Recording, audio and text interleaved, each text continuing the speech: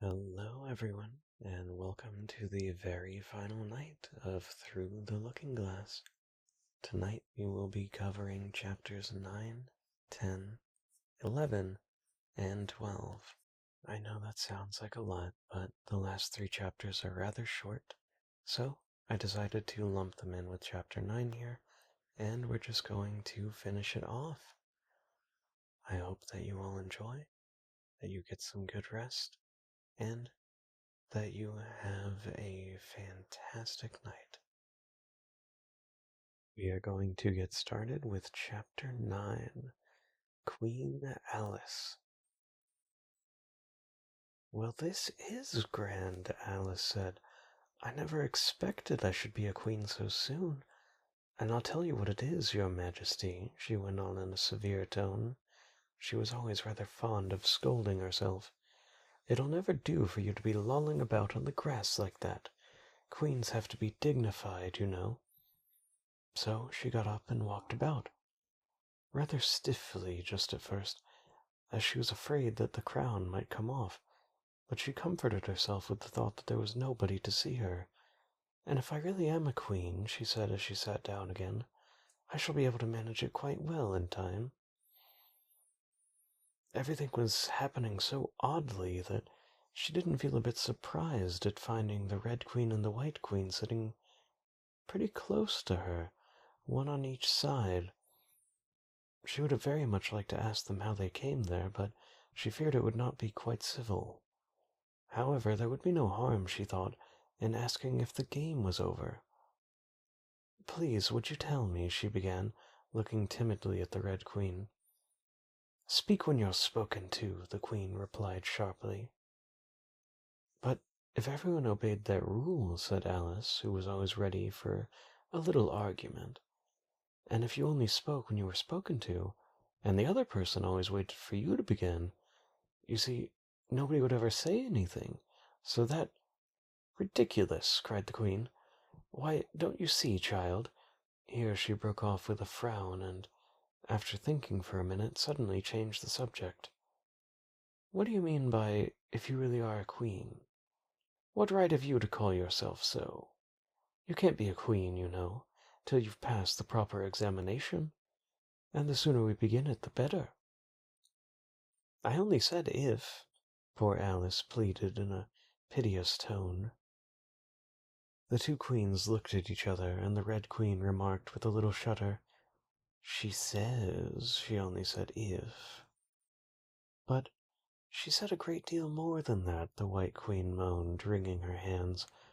Oh, ever so much more than that. So did you know, the Red Queen said to Alice, always speak the truth. Think before you speak, and write it down afterwards. I'm sure I didn't mean, Alice was beginning, but the Red Queen interrupted her impatiently. That's just what I complain of. You should have meant. What do you suppose is the use of anything without any meaning? Even a joke should have some meaning, and a child is more important than a joke, I would hope. You can't deny that even if you tried with both hands. I don't deny things with my hands, Alice objected. Nobody said you did, said the Red Queen. I said you couldn't if you tried. She's in that state of mind, said the White Queen, that she wants to deny something, only she doesn't know what to deny. A nasty, vicious temper, the Red Queen remarked. The Red Queen broke the silence by saying to the White Queen, I invite you to Alice's dinner party this afternoon. The White Queen smiled feebly and said, And I invite you. I didn't know I was to have a party at all, said Alice. But if there is to be one, I think I ought to invite the guests. We gave you the opportunity of doing it, the Red Queen remarked, but I dare say you've not had many lessons in manners yet. Manners are not taught in lessons, said Alice. Lessons teach you to do sums and things of that sort. And you do addition? The White Queen asked. What's 1 and 1 and 1 and 1 and 1 and 1 and 1 and 1 and 1 and 1 and 1? I don't know, said Alice. I lost count. She can't do addition, the Red Queen interrupted. Can you do subtraction? Take 9 from 8. 9 from 8, I can't, you know, Alice replied. But she can't do subtraction, said the White Queen. Can you do division? Divide a loaf by a knife. What's the answer to that? I suppose, Alice was beginning, but the Red Queen answered for her. Bread and butter, of course. Try another subtraction sum. Take a bone from a dog. What remains? Alice considered. The bone wouldn't remain, of course, if I took it, and the dog wouldn't remain. It would come to bite me. And I'm sure I shouldn't remain. Then you think nothing would remain, said the Red Queen. I think that's the answer. Wrong as usual, said the Red Queen. The dog's temper would remain. But I don't see how— Why, look here, the Red Queen cried. The dog would lose its temper, wouldn't it? Perhaps it would, Alice replied cautiously. Then if the dog went away, its temper would remain, the Queen exclaimed triumphantly. Alice said, as gravely as she could, They might go different ways. But she couldn't help thinking to herself, what dreadful nonsense we are talking. She can't do sums a bit, the Queen said together with great emphasis. Can you do sums? Alice said, turning suddenly on the White Queen, for she didn't like being found fault with so much.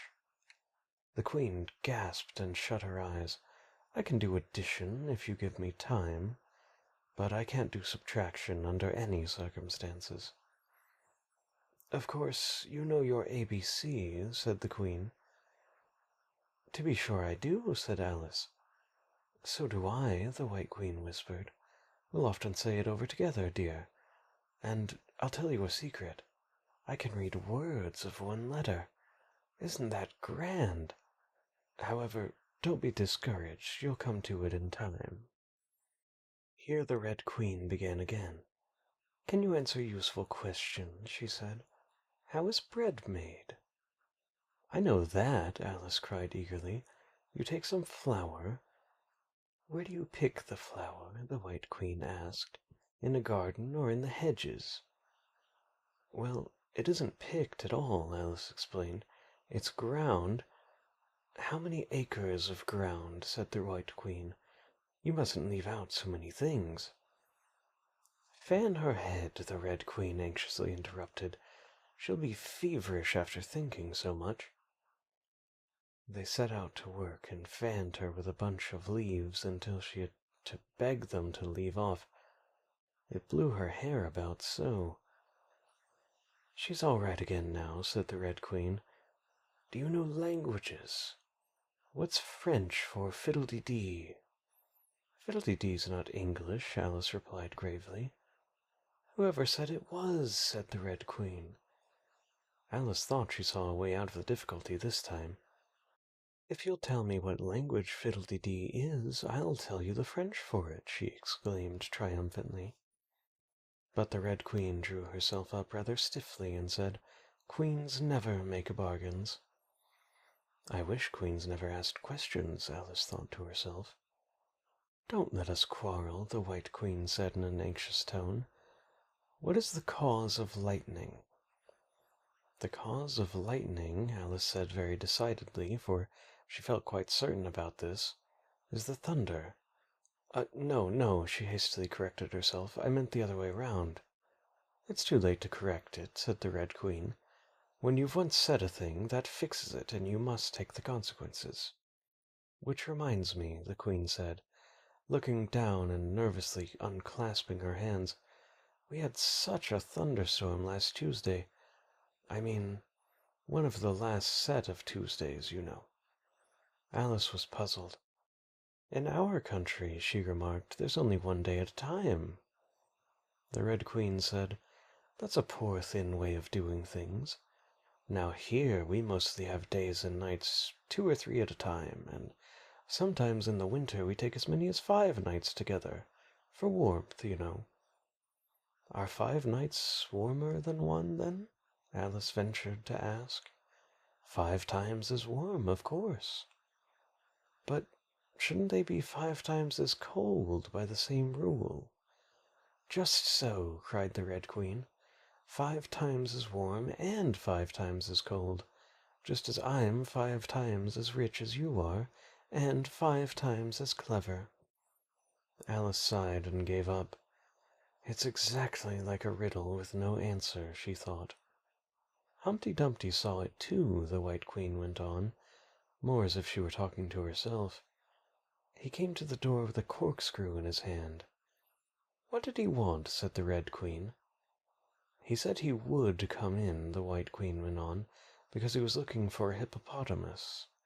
Now, as it happened, there wasn't such a thing in the house that morning. Is there generally? Alice asked in an astonished tone. Well, only on Thursdays, said the Queen. I know what he came for, said Alice. He wanted to punish the fish because— Here the White Queen began again. It was such a thunderstorm, you can't think. She never could, you know, said the Red Queen. And part of the roof came off. Ever so much thunder got in, and it went rolling around the room in great lumps, knocking things off the tables and such, till I was so frightened I couldn't remember my own name. Alice thought to herself, I never should try to remember my name in the middle of an accident. What would be the use of it? But she did not say this aloud for fear of hurting the poor Queen's feelings. Your Majesty must excuse her, the Red Queen said to Alice, taking one of the White Queen's hands in her own. She means well, but she can't help saying foolish things as a general rule. The White Queen looked timidly at Alice, who felt she ought to say something kind, but really couldn't think of anything in the moment. She never was really well brought up, the Red Queen went on, but it's amazing how good-tempered she is. Pat her on the head and see how pleased she'll be. But this was more than Alice had courage to do. A little kindness and putting her hairs in papers would do wonders with her. The White Queen gave a deep sigh and laid her head on Alice's shoulder. I am so sleepy, she moaned. She's tired, poor thing, said the Red Queen. Smooth her hair, lend her your nightcap, and sing her a soothing lullaby. I haven't even got a nightcap with me, said Alice as she tried to obey the first direction. And I don't know any soothing lullabies. I must do it myself, then, said the Red Queen as she began. Hush-a-bye, lady, in Alice's lap, till the feast's ready, we've time for a nap. When the feast's over, we'll go to the ball, Red Queen and White Queen and Alice and all. And now you know the words, she added as she put her head down on Alice's other shoulder. Just sing it through to me, I'm getting sleepy too. In another moment, both queens were fast asleep and snoring loudly. Oh, what am I to do? Exclaimed Alice, looking about in great perplexity, as first one round head and then the other rolled down from her shoulder and lay like a heavy lump in her lap. I don't think it's ever happened before that anyone has had to take care of two sleeping queens at once. No, not all in the history of England. It couldn't, you know, because there was never more than one queen at a time. Do wake up, you heavy things, she went on in an impatient tone, but there was no answer other than a gentle snoring. The snoring got more distinct every minute, and sounded more like a tune. At last she could even make out the words, and she listened so eagerly that when the two heads vanished, she hardly missed them. She was standing before an arched doorway over which were written the words Queen Alice in large letters, and on each side of the arch there was a bell handle, one marked visitor's bell and the other servant's bell. I'll wait till the song's over, thought Alice, and then I'll ring the... Which bell must I ring? She went on, very much puzzled by the names. I'm not a visitor, and I'm not a servant. There ought to be one marked Queen, you know. Just then the door opened a little way, and a creature with a long beak put its head out for just a moment and said, "No admittance till the week after next," and shut the door with a bang. Alice knocked and rang in vain for a long time, but at last a very old frog, who was sitting under a tree, got up and hobbled slowly towards her. He was dressed in bright yellow and had enormous boots on. "What is it now?" the frog said in a deep, hoarse whisper. Alice turned round, ready to find fault with anybody. "Where's the servant whose business it is to answer the door?" she began angrily. "Which door?" said the frog. Alice almost stamped with irritation. "This door, of course." The frog looked at the door with his large, dull eyes for a moment. Then he went nearer and rubbed it with his thumb, as if he were trying whether the paint would come off, and then he looked at Alice. "To answer the door," he said. "What's it been asking of?" He was so hoarse that Alice could scarcely hear him. "I don't know what you mean," she said. "I talks English, doesn't I?" the frog went on. "Or are you deaf? What did the door ask you?" "Nothing," Alice said impatiently. "I've been knocking at it." "Shouldn't do that, shouldn't do that," the frog muttered. "Vexes it, you know." Then he went up and gave the door a kick with one of his great feet. "You let it alone," he panted out, "and it'll let you alone, you know." At this moment the door was flung open, and a shrill voice was heard singing. To the looking-glass world it was Alice that said, "I've a sceptre in a hand and a crown on my head. Let the looking-glass creatures, whatever they be, come and dine with the Red Queen, the White Queen, and me." Hundreds of voices joined the chorus. "Then fill up the glasses as quick as you can, and sprinkle the table with buttons and bran. Put the cats in the coffee and the mice in the tea, and welcome Queen Alice with 30 times 3. Then followed a confused noise of cheering, and Alice thought to herself, 30 times 3 makes 99. I wonder if anyone's counting. In a minute there was silence again, and a shrill voice sang another verse. "O looking-glass creatures," quoth Alice, "draw near, 'tis an honour to see me, a favour to hear. 'Tis a privilege high to have dinner and tea, along with the Red Queen, the White Queen, and me." Then the chorus again. "Then fill up the glasses with treacle and ink, or anything else that is pleasant to drink. Mix sand with the cider and wool with the wine, and welcome Queen Alice with 90 times 9. 90 times 9, Alice repeated in despair. "Oh, that'll never be done.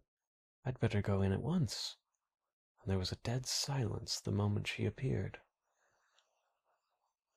Alice glanced nervously along the table as she walked up the large hall and noticed there were about 50 guests of all kinds. Some were animals, some birds, and there were even a few flowers among them.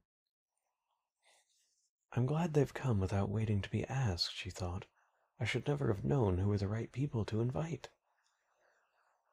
There were 3 chairs at the head of the table. The Red and White Queens had already taken 2 of them, but the middle one was empty, and Alice sat down in it, rather uncomfortable in the silence, and longing for someone to speak.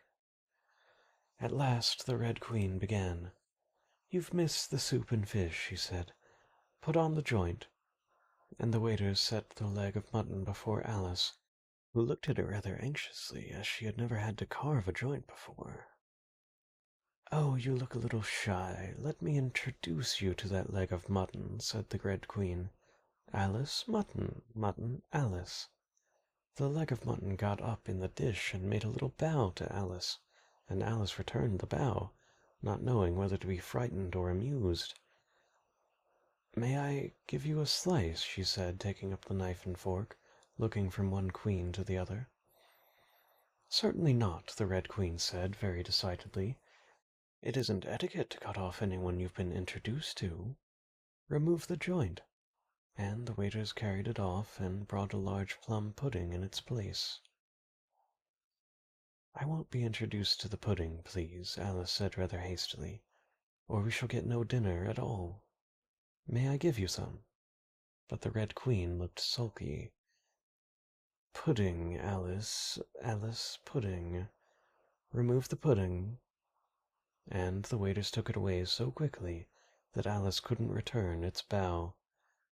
However, she didn't see why the Red Queen should be the only one to give orders, so as an experiment she called out, "Waiter, bring back the pudding."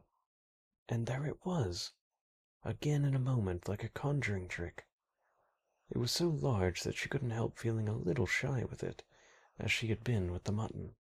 However, she conquered her shyness by great effort, and cut a slice and handed it to the Red Queen. "What impertinence!" said the pudding. "I wonder how you'd like it if I were to cut a slice out of you, creature." It spoke in a thick, suety sort of voice. Alice hadn't a word to say in reply. She could only sit and look at it and gasp. "Make a remark," said the Red Queen.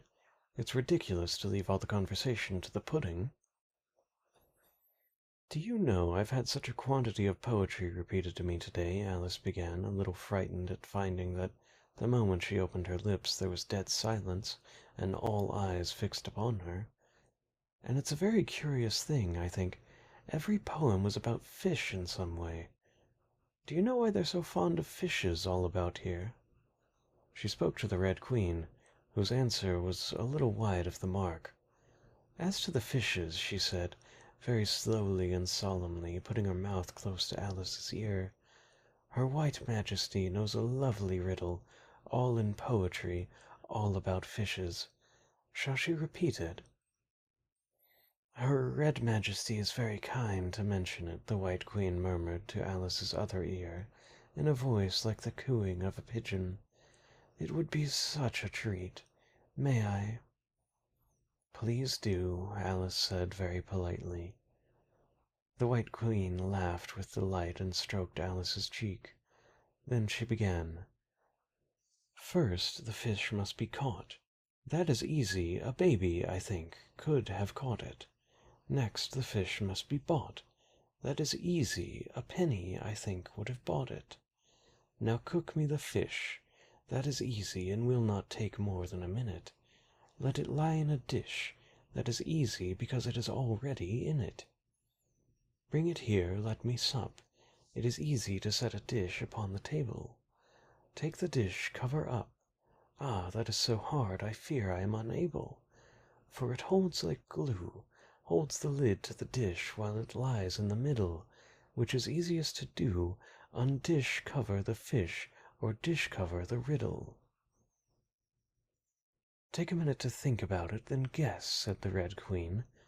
"Meanwhile, we'll drink your health." "Queen Alice's health!" she screamed at the top of her voice, and all the guests began drinking it directly, and very queerly they managed it. Some of them put down their glasses upon their heads like extinguishers, and drank all that trickled down their faces. Others upset the decanters and drank the wine as if it ran off the edges of the table. And 3 of them, who appeared to be kangaroos, scrambled into the dish of roast mutton and began eagerly lapping up the gravy. "Just like pigs in a trough," thought Alice. "You ought to return the thanks in a neat speech," the Red Queen said, frowning at Alice as she spoke. "We must support you, you know," the White Queen whispered as Alice got up to do it very obediently but a little frightened. "Thank you very much," she whispered in reply, "but I can do quite well without." "That wouldn't be good at all," the Red Queen said very decidedly, so Alice tried to submit to it with good grace. And they did push so, she said afterwards when she was telling her sister the history of the feast. You would have thought they wanted to squeeze me flat. It was, in fact, rather difficult for her to keep in place while she made her speech. The two queens pushed her so, one on each side, that they nearly lifted her up into the air. I rise to return thanks, Alice began, and she really did rise as she spoke, several inches, but she got a hold of the edge of the table and managed to pull herself down again. Take care of yourself, screamed the White Queen, seizing Alice's hair with both her hands. Something's going to happen.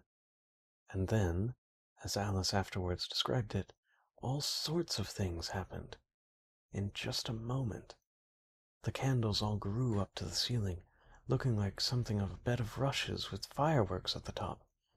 As to the bottles, they each took a pair of plates, which they hastily fitted on as wings, and so, with forks for legs, went fluttering about in all directions. And very like birds they look, Alice thought to herself, as well she could in the dreadful confusion that was beginning. At this moment she heard a hoarse laugh at her side and turned to see what was the matter with the White Queen, but instead of the Queen there was the leg of mutton sitting in her chair. Here I am, cried a voice from the soup tureen, and Alice turned again, just in time to see the Queen's broad, good-natured face grinning at her for a moment over the edge. There was not a moment to be lost. Already several of the guests were lying down in the dishes, and the soup ladle was walking up the table towards Alice's chair, and beckoning to her impatiently to get out of the way. I can't stand this any longer, she cried, and jumped and seized the tablecloth with both hands. One good pull, and plates, dishes, guests, and candles all came crashing down together in a heap on the floor. And as for you, she went on, turning fiercely upon the Red Queen, whom she considered as the cause of all the mischief, but the Queen was no longer at her side. She had suddenly dwindled down to the size of a little doll, and was now on the table, merrily running around and round her own shawl, which was trailing behind her. At any other time Alice would have felt surprised at this, but she was far too much excited to be surprised at anything now. As for you, she repeated, catching hold of the little creature in the very act of jumping over a bottle which she had just lighted upon the table, I'll shake you into a kitten, that I will.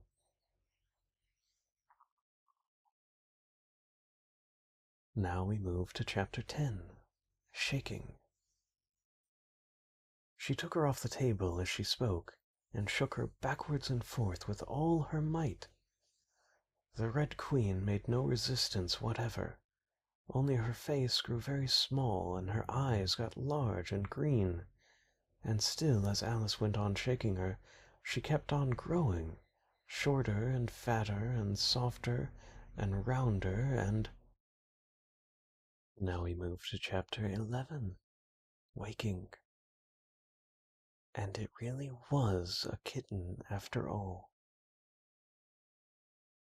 Now we move to Chapter 12, the final chapter. Which dreamed it? Your Majesty shouldn't purr so loud, Alice said, rubbing her eyes and addressing the kitten, respectfully yet with some severity. You woke me out of, oh, such a nice dream. And you've been along with me, kitty, all through the looking-glass world. Did you know it, dear? It is a very inconvenient habit of kittens, Alice had once made the remark, that whatever you say to them, they always purr. If they would only purr for yes and mew for no, or any rule of that sort, she had said, so that one could keep up a conversation. But how can you talk to a person if they always say the same thing? On this occasion the kitten only purred, and it was impossible to guess whether it meant yes or no. So Alice hunted among the chessmen on the table till she had found the Red Queen. Then she went down on her knees on the hearth-rug and put the kitten and the Queen to look at each other. "Now, kitty," she cried, clapping her hands triumphantly, confess that that was what you turned into. But I wouldn't look at it, she said, when she was explaining things afterwards to her sister.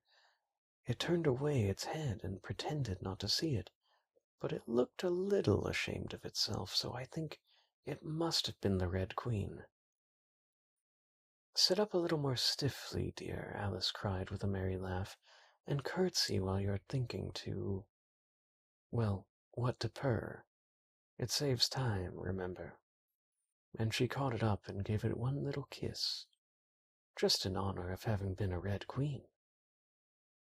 Snowdrop, my pet, she went on, looking over her shoulder at the white kitten, which was still patiently undergoing its toilet. When will Dinah have finished with your white majesty? I wonder. That must be the reason you were so untidy in my dream. Dinah, do you know that you're scrubbing a white queen? Really, it's most disrespectful of you. And what did Dinah turn to, I wonder? She prattled on as she settled comfortably down, with one elbow in the rug and her chin in her hand to watch the kittens. Tell me, Dinah, did you turn into Humpty Dumpty? I think you did. However, you'd better not mention it to your friends just yet, for I'm not sure. By the way, Kitty, if only you'd really been with me in my dream, there was one thing you would have enjoyed. I had such a quantity of poetry read to me, and they were all about fishes. Tomorrow morning you shall have a real treat. All the time you're eating your breakfast, I'll repeat the walrus and the carpenter to you, and then you can make believe it's oysters, dear. Now, Kitty, let's consider who it was that dreamed it all. This is a serious question, my dear, and you should not go on licking your paw like that, as if Dinah hadn't washed you this morning. You see, Kitty, it must have been either me or the Red King. He was part of my dream, of course, but then I was a part of his dream, too. Was it the Red King, Kitty? You were his wife, my dear, so you ought to know. Oh, Kitty, do help settle it. I'm sure your paw can wait. But the provoking kitten only began to do the other paw and pretended it hadn't heard the question. Which do you think it was? A boat beneath a sunny sky, lingering onward dreamily in an evening of July. Children three that nestle near, eager eye and willing ear, pleased a simple tale to hear. Long had the pale sunny sky, echoes fade and memories die, autumn frosts have slain July. Still she haunts me, phantom-wise, Alice moving under skies never seen by waking eyes. Children yet the tale to hear, eager eye and willing ear, lovingly shall nestle near. In wonderland do they lie, dreaming as days go by, dreaming as the summers die, ever drifting down the stream, lingering in the golden gleam. Life, what is but a dream? The end. Thank you all so very much for joining me for Through the Looking Glass, the sequel to my personal favorite book, and of course a favorite in and of itself. This will, in all likelihood, be the final audio recorded on my old, very cheap, very unfortunate setup. By the time I get around to my next recording session, I will have my new setup ready to go, and once again, I must extend a heartfelt thanks to everyone who has stuck with the channel for this long, and especially to everyone who has helped make the upgrade to the setup possible. I am fully aware of the fact that all of my audios up to this point have been mediocre in pure audio quality at best, and for a while I thought that was as best I could do, but you lovely people helped me realize a dream and upgrade that quality. So, the next time you hear my voice, it will be, hopefully, a substantial upgrade. So, once again, I want to thank those of you who helped make it happen, and I also want to give a special thanks to anyone listening to this in particular, because I know that my bedtime stories are not my most popular content, but for those of you who enjoy them, you're the reason why I do it. So, I hope that you all have enjoyed as much as I have, and again, most importantly, I hope that you get some very good rest and have wonderful, wonderful, wonderlandful nights.